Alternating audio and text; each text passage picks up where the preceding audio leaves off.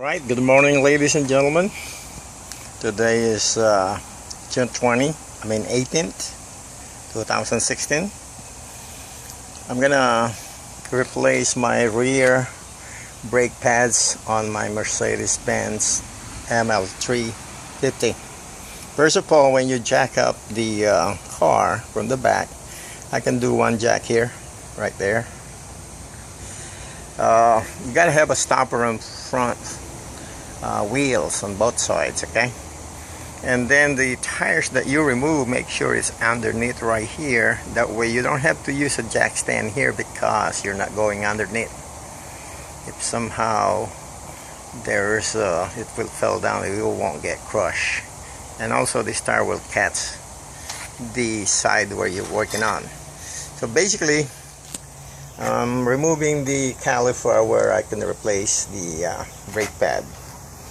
The difference between the Mercedes and most cars, US and Japanese, is that when you replace brake pads, you only snatch the brake pads from the top. On Mercedes, you have to remove the caliper, which for me it's a lot safer and I like it.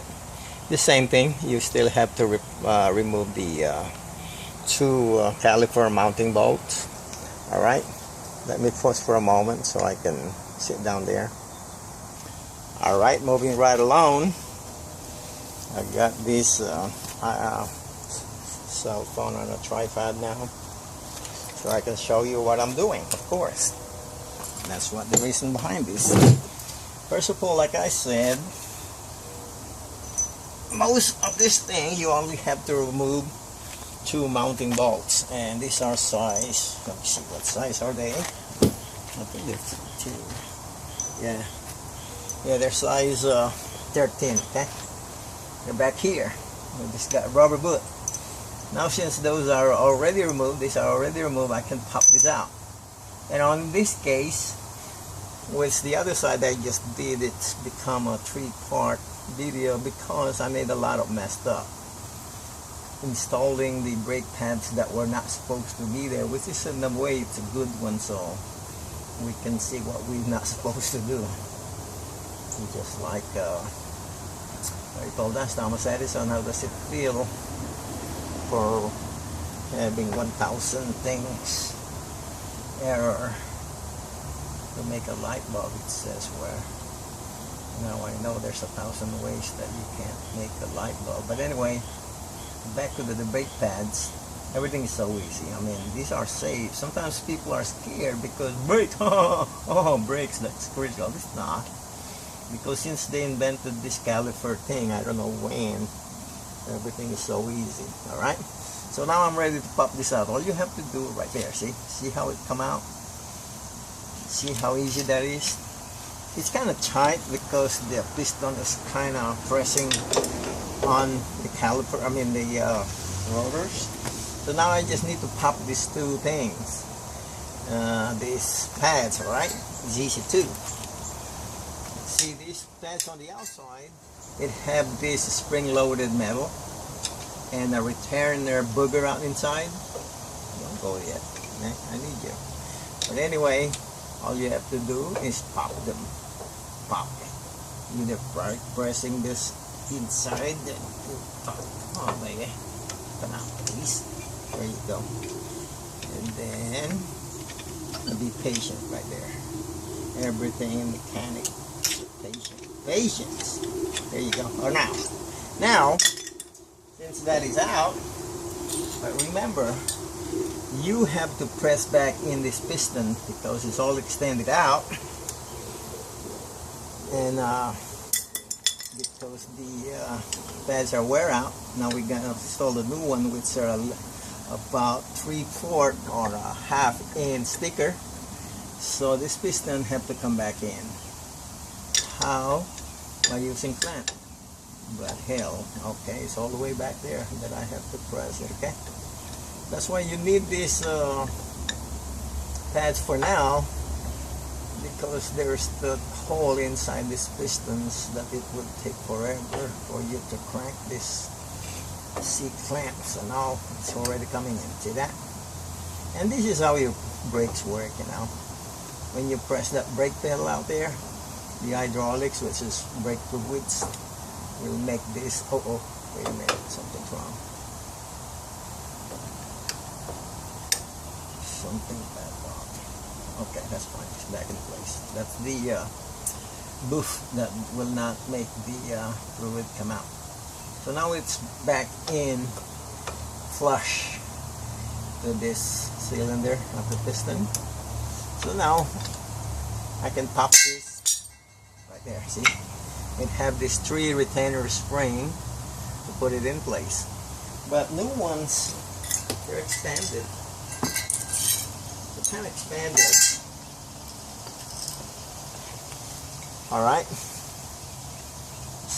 So in order not to, what you call it, injure this bush right here, sometimes you might be pressing it and yet it's still outside.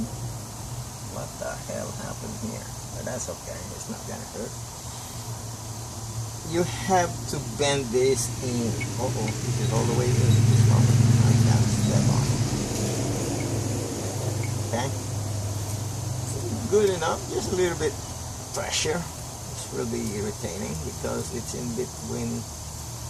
I mean, this thing is pressed down by the rotor anyway. It's not gonna go anywhere. Anyway, so now I also apply this grease,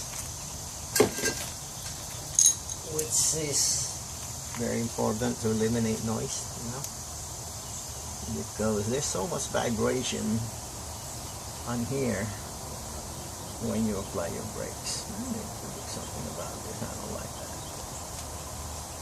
Maybe I need to do something later. I hope I won't press it with these pads. Okay, you see what happened. Very perfect.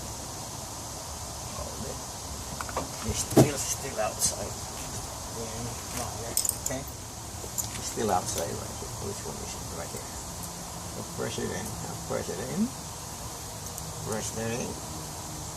I mean bend in. It's a better term. Okay. See what happened now. There you go. It's coming in now. Come on, baby. All right. Now press it. Come on. But there you go. Right there. So my inside pad is in. Now my external pad, where is it? Hey, where are you, man? I needed you. Where were you when I needed you? Where were you when I wanted you? Motherfucker. Excuse my language. Where are you? Oh my goodness. How could I misplace that? Let me look at the other side. I know I put it here before. Not here. Let me pose it now while I'm looking for it. Oh, there it is on top. My goodness. How the hell that happened? Alright, the same thing. Apply kind of grease. This is dark a little bit. It came with the kit. They work the same thing. Make sure you apply it in there and also here on the caliper side. It kind of deadened the noise. That's the reason why they invented it. It's amazing. Never pay attention before about this grease. Come to find out. Most of the job that I did were noisy. Now I make sure I put it. Like I said, alright. I know this line up because on the other side, I'm talking about this sliding slot right here, where they slide on this guide right here on both sides. It's the correct way, because in here, the bottom one goes first, and then you kind of slide in the upper one. So now I knew that because I messed up on the other side. So now all I have to do is press it down. Come on, baby, get in there. Get in there. You already got grease. You should be slick. There it is. That's it. That's all there is to it. Now it's ready to go back in. See how easy that is? It saves you, I don't know how much labor they charge on Mercedes. But if you go on a dealer, I know they charge mega buck. Two things why I'd like to do them myself. I learn and also saves a lot of money. Ever since I came to America in 1975, I knew I had to learn it because one time my Aspen parts is only about $10 and yet they're charging me $150 labor. They said it's the wheel bearing that need to be replaced. Hell, shit. 150 bucks back then in 75. It's a lot of money. So I was determined to learn how to be a mechanic. Want to be a mechanic. With it, oh wait a minute. I kind of saves a lot of money, help a lot of friends. Of course, some people I don't know, I charge them. And as long as you're patient, like I said, some of these jobs that you do, they're easy, but the bolt is stuck. Like my front wheel caliper, when I replaced it because overheated, one of those retainer or mounting bolts of the caliper, I could hardly turn it. But I soak it up with that blaster chain, but kind of loosen up after kind of hammering. Okay. So now, look, man.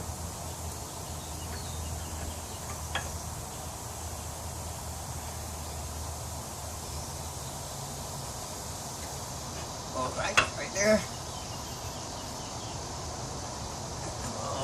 There you go. Now you have to pull this rubber chain. All right, another one on top of it. Bottom one. With that should be it right there. There you go. Hear that? Oh. That's it. That's the sound of the man walking on a dream.